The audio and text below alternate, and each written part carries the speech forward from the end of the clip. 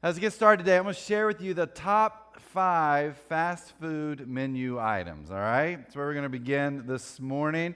You can cheer for the ones that you like. That's what first service did. You can do better in first service, though. Here we go. Number 5, Arby's roast beef sandwich.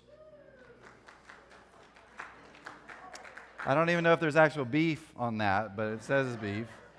Number 4, I don't understand this at all, White Castle sliders. If you're clapping, you're from the Midwest or the West, aren't you? Because those are nasty. Grossest things I've ever put in my mouth. Number 3, the KFC original recipe chicken. Classic. Number 2, Five Guys cheeseburger. Yeah. I don't know if you know, but this was originated here in Arlington, Virginia. It's a hometown place all over the place. Yes, first service, clap for that one a lot. And number 1, the king still reigns. Burger King Whopper is still on his throne as the number 1 most popular fast food item. Now, we could debate this for the next 30 minutes, I know, but we're just going to leave that there. The fast food industry is a $234 billion industry. It has been a part of American life since the 1950s. Here's what we know about fast food. It's not good for you, right? Can we all agree on that? All right. They did a survey, and here's what they found. 76% of the people they surveyed decided that fast food was not good for you or not good for you at all right? 16% of these same people they surveyed said they ate fast food on a regular basis. The other 84%, they lied, okay? We eat a lot of fast food. Now, why do we do this? Because our stomachs start growling. We have these hunger pains, and we're trying to make sure that we can be full again. And sometimes the easiest thing, it seems like, for us to do is stop by a fast food restaurant and fill up on some of our favorite meals. Now, we know it's not that good for us, but when you have this hunger, you want to feed this hunger that's deep inside. And so this morning, we're going to talk about this creature within us that has this hunger that never goes away, that for some reason we continue to try to feed.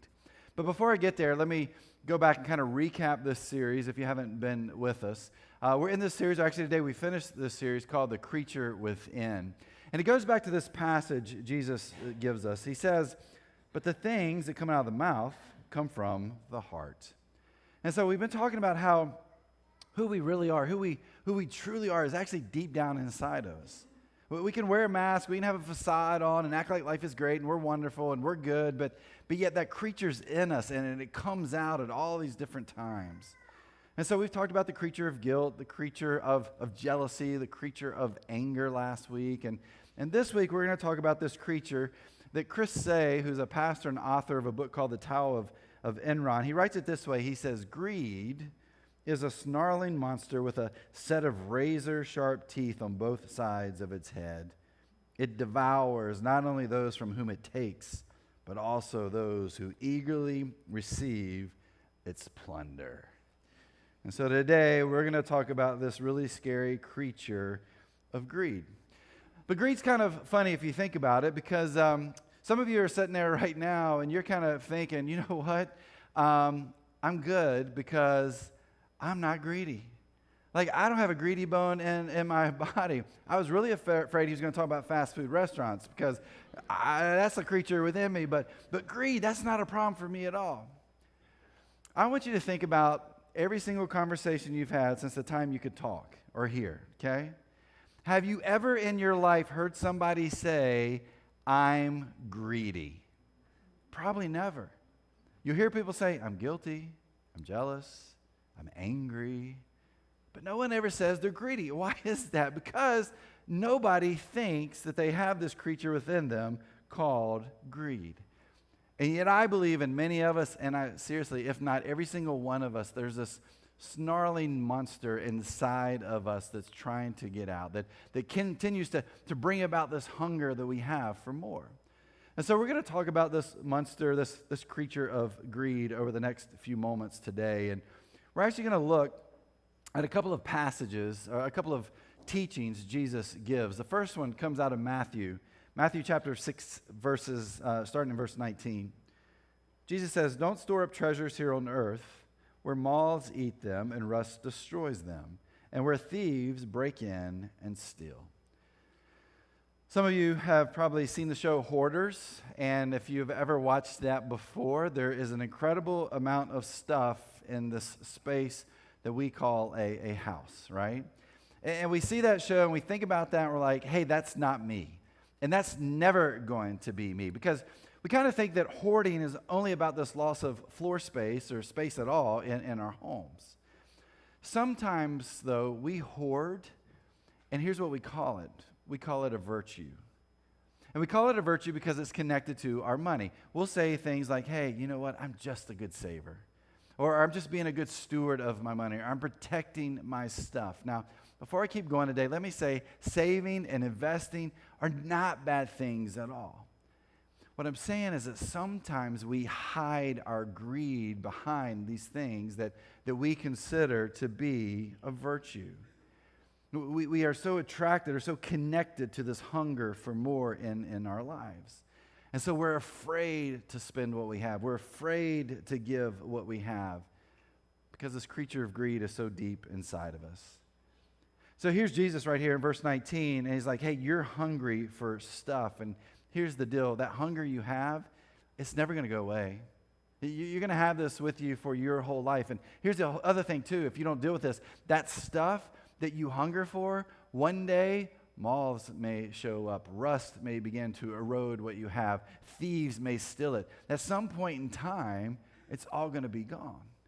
And so why do you need this hunger for greed? But you know what we do? We still hold on to it. And so then Jesus says this next in verse 20. He says, store your treasures in heaven, where moths and rust cannot destroy, and thieves do not break in and steal. Now, some read this and think Jesus is talking about liquidating all you have, right? Get rid of it all, sell it all, live a homeless life. That's not what he's saying here. His point is we cannot let money, we cannot let our possessions, we cannot not let our stuff become the focus of our lives. We have to learn to ignore these hunger pains and be satisfied with what we have. Because here for Jesus, he said that the real treasure, it's not in the things on earth, it's in things in heaven. Now, I think when we read this passage right here, we read this verse, we kind of see it as this rewards program, right? I'm guessing if you're like me, you probably have a lot of rewards programs, like apps on your phone, to restaurants, hotels, clothing stores, whatever it may be. All of us tend to have these. I have some of those, but my favorite ones are with two airlines. Now, here's what you need to know. I fly about one time per year, all right? Some of you fly like once a day. I mean, that's just kind of the schedule you're on. But, you know, you like to dream a little bit, or maybe I have a trip coming up in 11 and a half months, and I want to start to look at, prices of flights, even though I don't even think you can look that far ahead. But I like to get on there and just kind of look around at these two airlines. And one of my favorite things is to look at how many points I have in my reward system there. Because I'm thinking maybe there's going to be a miracle. And there's going to be 2 million points in there, just going to show up, because I only fly once a year and I'm on the plane for 45 minutes. That's about it. That's all I've got. But that never happens. That miracle never comes. What it usually says is, hey, glad you took that flight, 10 months ago. You still need 1,100,000 points until you can get that free flight. I think sometimes we kind of envision this eternal rewards program. We have this idea that, hey, if I'm really good, if I'm nice to a few people, if I'm helping others out, if I live a certain way, if I help little old ladies across the street, if I show up at church, if I'm in a life group, if I serve in the community, if I give a little bit, if I do all these things, then I'm going to really build up this eternal rewards program that I'm a part of.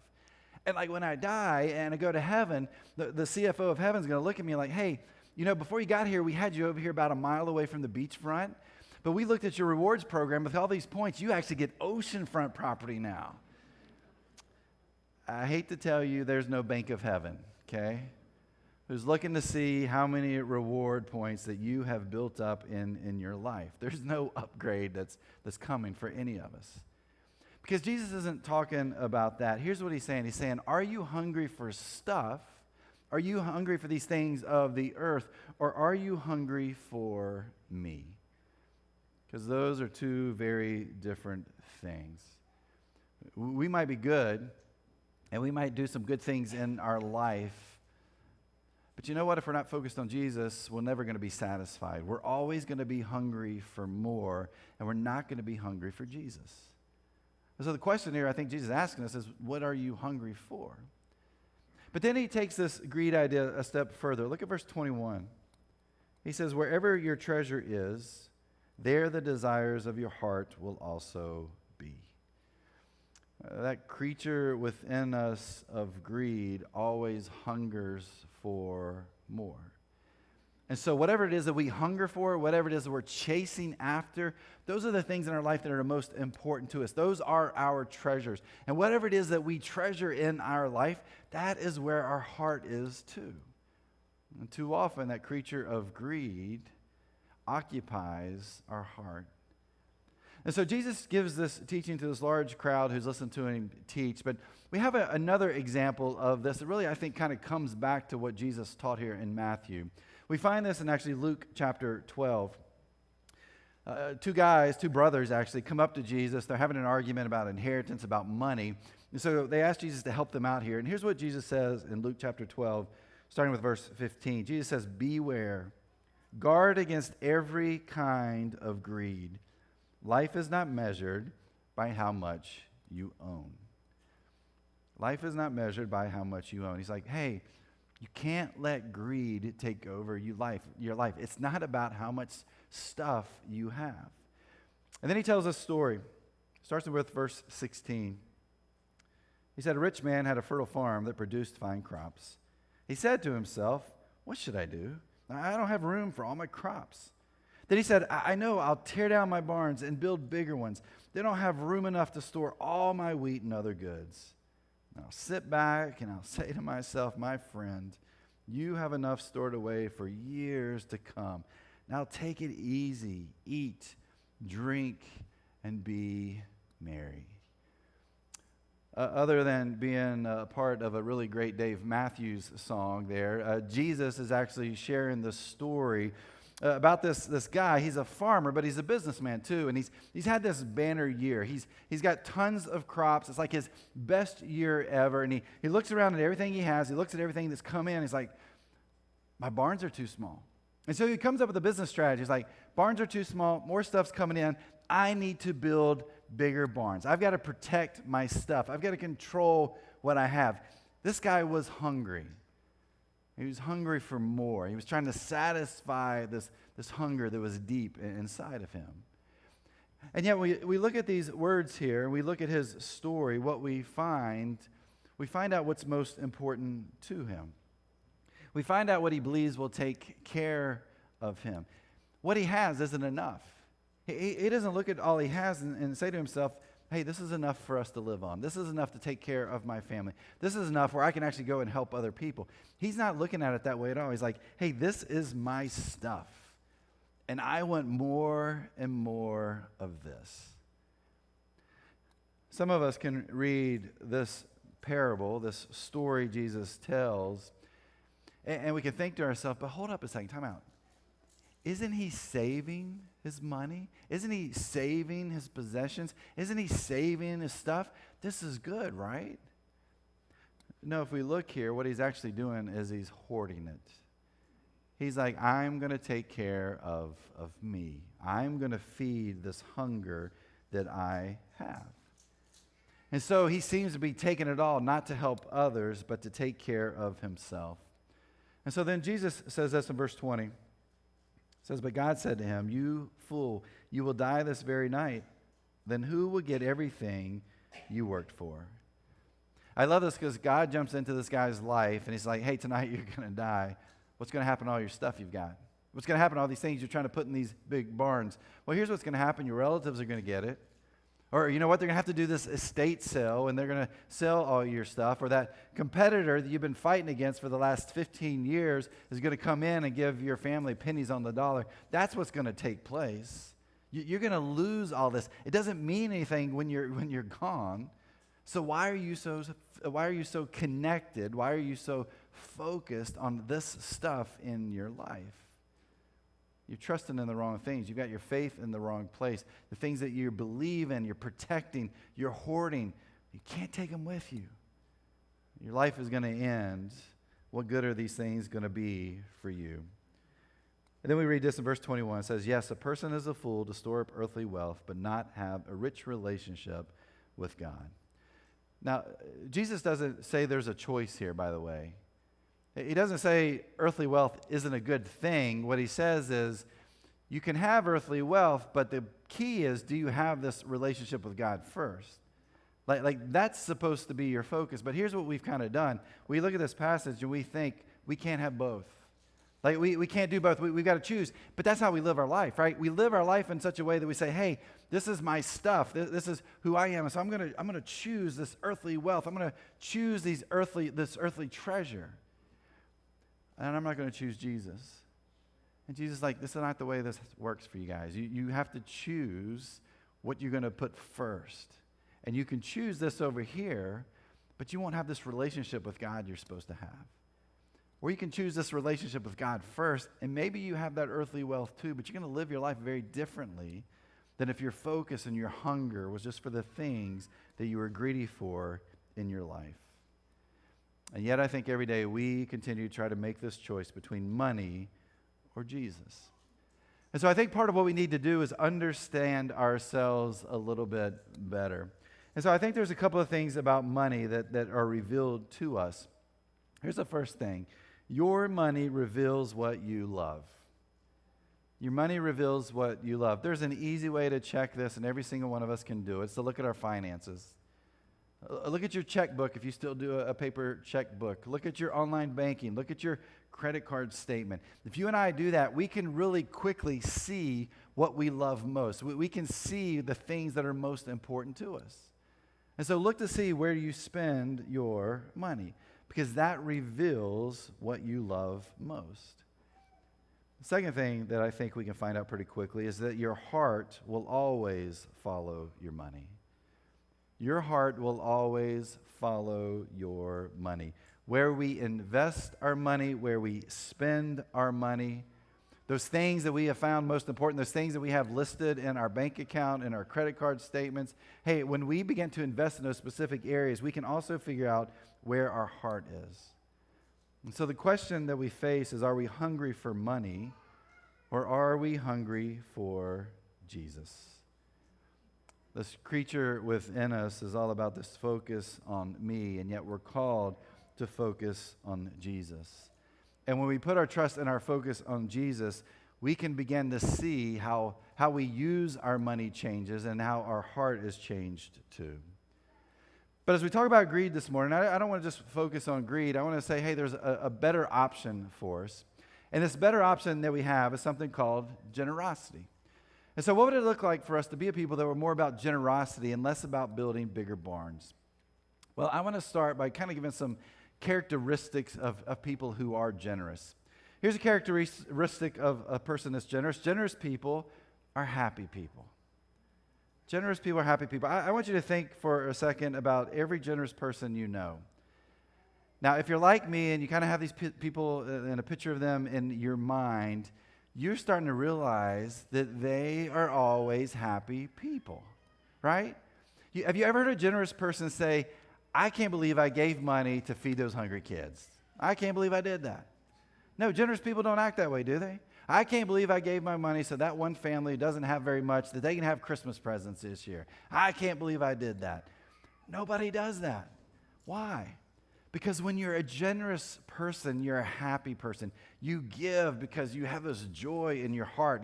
You don't have that creature within you of greed. Your heart has been changed. You have this heart of generosity, and who you are, you're able to give and be happy about what you do give. Generous people are happy people. The second reason we find here that generous people are, or characteristics of generous people, is that generous people see their lives as being significant. Generous people see their lives as being significant. Greedy people are trying to figure out, how do I get more? Greedy people are trying to figure out, how do I better me? Greedy people are all focused on one thing, and they're focused on who they are. Generous people exist to make a difference in the lives of others. They think about how they can use what they have to help others, to serve others, to support other people, that there's more to life than living it for themselves. There's more to life than success. There's something called significance. Ken Blanchard, in the Generosity Factor, wrote these words. He says, the success-motivated person tends to measure his or her life in terms of money, power, status, achievement, and recognition. The significant person places emphasis on a more spiritual view of life. Generosity, the empowerment of others, service, building up others, and helping them develop solid relationships. Our lives are either about success or they're about significance. It's either about me focusing on me and everything I have and what I'm able to do and how much money I have and how much money I make, or it's focused on how I use what I have and who I am and what I make to help other people. And so the question that I think you and I have to ask when we talk about this creature of greed and what generosity looks like, we have to ask, are we success motivated or are we significancy motivated? Which I don't even think that's a word, but anyway, you get what I'm talking about. Because if we follow Jesus, we're called to be significant. We're not called to be selfish. We're called to live a life where generosity is over any greed that we may have deep inside of us, because we've gotten rid of that creature of greed, and now we have this heart of generosity. Generous people see their lives as being significant. And then the last reason generous people are important is because if we follow Jesus, we are called to live a life of generosity. I love what Paul writes to his student Timothy in 1 Timothy 6, starting with verse 19 or verse 17. He says, teach those who are rich in this world not to be proud and not to trust in their money, which is so unreliable. Their trust should be in God, who richly gives us all we need for our enjoyment. Tell them to use their money to do good. They should be rich in good works and generous to those in need, always being ready to share with others. By doing this, they will be storing up their treasure as a good foundation for the future, so that they may experience true life. Barna Research did some data collecting, some statistics from 2013 to 2016, and they focused on people who said they were practicing Christians. Like, we believe in Jesus, we were practicing Christians, all this kind of stuff. So they did this, and here's what they found out as they began to work through this data. What they found is that these practicing Christians and the churches they went to and their giving habits, they found that on average, the average practicing Christian gives about $1,400 per year to the church that they attend. A little over 50% gave less than $500 per year to the church that they attended, and 15% gave absolutely nothing to the church that they attended. Here's what blows my mind. Here's a group of people who says, we've been transformed by Jesus. We're different than the world. We're practicing Christians. We're part of this church. And yet I look at this data and I think, the data doesn't match up to who you say you are. It doesn't connect at all. And it kind of takes me back to what Jesus says in Matthew 6:21. Wherever your treasure is, there the desires of your heart will also be. Because we can say we love Jesus, we can say we're committed to the mission of Christ, but if we look deep down inside of us, I think what we would find is there's still this creature of greed that's there, that the treasure that we so desire is still earthly, that our hunger is not for Jesus, it's for stuff, it's for me. And yet if we follow Jesus, we're called to live this life of generosity. And people who are generous people, they live this out every single day. And so the question is, how can we be generous people? I'm going to give you a very simple answer to that, and it's going to be really hard to do. Here it is. It's 2 words. Be generous. I mean, you got to kind of figure that out, right? Be generous. Be generous. Well, what does this look like for us to be generous? I just want to kind of share with you a couple of areas I think generosity is important. First, I think we have to be generous in the community that we're a part of. Now, when I talk about the community we're a part of, I feel like we're a part of the world, right? I mean, we're part of humanity. Our community is really big. about almost, 18 billion, 8 billion people. It feels like 18 billion sometimes. 8 billion people here in this world. And I believe we're called to be generous to our neighbors. And too often we picture that being the people across the street and not the people across the world, across the earth. We're called to be generous. We're called to give and to help others out, whatever that may be. And for you and for me, that may be supporting a mission organization who's doing incredible work in some other place. And maybe that's the place you're generous to. And that's part of this community we live in. But I will also bring that back to where we actually live. I mean, how many times have you taken a meal across the street to your neighbor? How many times you just said, you know what, they're having a rough time. I'm just going to make some cinnamon rolls and take them over to them and tell them, hey, want to help you guys out a little bit, or here's a gift card, or here's a card, you take a note over there and just you hand it to them like, man, we're just thinking about you guys, or we're just trying to be friendly, whatever it may be. Sometimes we forget that we can be generous right where we live, and I'm not talking about like just giving $100 bills to people, right? Can I give you a $100 bill? I mean, people would love it. Maybe that's you, that's where your heart is, go for it. I'm just talking about, can we change the way we view life? That we're not so focused on greed, but we're generous with what we have. Look, you going out and buying food to make for somebody and to give that to them, that's a part of generosity. And so are we being generous where we are? And maybe it's another local nonprofit and you see what they're doing, you love what they're doing, you're giving to that. Just be generous with who you are. Be generous with what you have. Be generous in this community that we're a part of. And then here's the fun one I get to talk about this morning. Be generous in church. Yeah, here we go. And the alarms are starting to go off. Some of you are going to get worked up a little bit. And you're going to say things like, I knew it. I knew this is what he's going to talk about. The church is all about money. And you're going to send an email or you're going to put something on social media about how this church talks about money all the time. Here's the deal. We hardly ever, rarely talk about money here at The Journey. But I know when we say that word and talk about being generous to the church, people are like, oh my gosh, they just want to build bigger buildings or they want to give the staff bigger salaries. I mean, who knows how expensive Chad's haircut is, because I'm sure he spends a lot of money on that.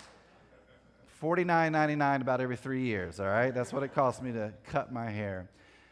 Hey, let me say this. If that's you, if that's where your mind goes to when we say be generous in the church, that's called greed, okay? Your heart's in the wrong place, and we're not called to be people that are greedy. We're called to be generous. We're called to give to an incredible mission that we're on together. We're called to influence the lives of other people. And when you give here to The Journey, you know what we do? We do amazing things in our culture, in our world, in our community. Some of those things that we have done, and we talked about a couple of them today, trunk or treat yesterday, 800 some people showed up. You know why we were able to do that is because you have been generous. This grocery buyout that's coming up in 3 weeks, November 20th, you know how we're able to do that? It's because you're generous. We're going to help under-resourced families in our community because of your generosity. We've talked about the Afghan Allies Network, and a couple of weeks ago, Kathleen, our outreach director, was up here, and she talked about how, we'd already given like a little over $4,000 to help that Afghan Allies Network. Yeah, right now we're over $11,000 that is going to help these refugees here in our area. Hey, that only happens because of your generosity. As we kind of look into 2022, we're working on building an accessible playground out here. We're tearing that one down, putting a bigger one out that's accessible to all kids. We've got some permitting we got to work through for Fairfax County. But here's the cool part. We have been doing such an amazing job in our community making a difference. We've talked to the right people in Fairfax County, and they said, we want to help you get this through as quick as possible because we know what you guys are about. You know how we get there? It's because of your generosity. How that playground is going to happen is because of your generosity. In the spring of 2022, we're looking to do another generosity feeds as we head into probably a little bit after April, after Easter comes. And if you haven't been a part of that, we package 20,000 meals, and all that food, it stays right here in our community. That only happens because of your generosity. And then we support mission partners all over the world. Why? Because of your generosity. And our hope, our plan as we continue to look at the future as the staff, as leaders here, we're looking to plant more churches here in Northern Virginia. I know you drive around, you think, man, there's tons of churches, tons of people go to church. 60% of the people who live in Fairfax County, a county of 1.2 million people, do not go to any kind of church at all. They're not religious at all, 60%. And probably another 20% are connected to religions or groups where Jesus isn't the focus of what they do. There's so many people that are far from God right here in our community. And through your generosity over time, we're going to be able to support and make that happen so more and more people can take their next steps towards Jesus. You hear this part, first thing that comes to your mind is, uh-oh, they're having some financial problems. That's why he's talking about this right now. 2020, the year of COVID, right? Our giving was the best it has ever been at the Journey Church. Almost $1.2 million of generosity came to this place. Because so many of you understand what generosity looks like. That was a year that things should have tanked, but it didn't. Our best year ever. Here we are in 2021, and we're on that same trajectory for that same amount of money this year because of your generosity. Now, we're not having a hard time financially here. But here's the deal. You can ask anybody else that. I don't like budgets because I feel like budgets put a ceiling on stuff. I always want to be a church first that is generous with what we have. And we give over 10% of what we bring in here back into our community, back into our world, back into missions to do what we can to make this world a better place. And we are committed to those sort of things. We put money into our Journey teens and our Journey kids. Why? Because we believe in that. We believe generosity allows us to reach more and more kids and teenagers for Christ. And we do that so we can do what we do here on a Sunday. And we can do that during the week in our groups and how we serve. Your generosity allows us to do that and to make a difference in more and more lives. I'm inviting you to be generous. Now, here's the deal. Some of you hate I'm talking about this. You don't even like this church. Somebody just makes you come here. Go be generous somewhere else. I am being dead serious about that. Just go be generous somewhere else. Now, I don't think all these earthly and heavenly treasures we've been talking about today, I'm not sure you're going to see some of that. You might be like 6 miles off the ocean front instead of right on the ocean front. I'm just kidding. There's no rewards program in heaven. But sometimes you just be generous. But if you believe in the mission of this church, you believe in what God has called us to do, I believe one of the greatest places we can be generous is a place like this. See, here's the deal. We are hungry. And too many times, it's like that Burger King Whopper. We're hungry, and we try to feed that hunger we have of greed. And you know what? Maybe we're satisfied for a few moments. But that hunger never goes away. It comes back, and we keep trying to feed it. But there's these incredible words Jesus gives us in John chapter 6, verse 35. Jesus says, I am the bread of life. Whoever comes to me will never be hungry again. Jesus is like, you don't need anything else. All you need is me. And when Jesus is that bread of life that we are feeding off of, we're never hungry. We never have this desire for more. We're never trying to eat more. This hunger that we have, guess what it does? It goes away. And those creatures within us, they leave us too. We'll never grow hungry when we fully follow Jesus. And so as we finish this series today, my prayer is that you and I are working hard to follow Jesus Christ. When it comes to guilt, when it comes to jealousy, when it comes to anger, when it comes to our greed, that we're hungry for what matters. And that we're hungry for this bread of life that only Jesus can give us.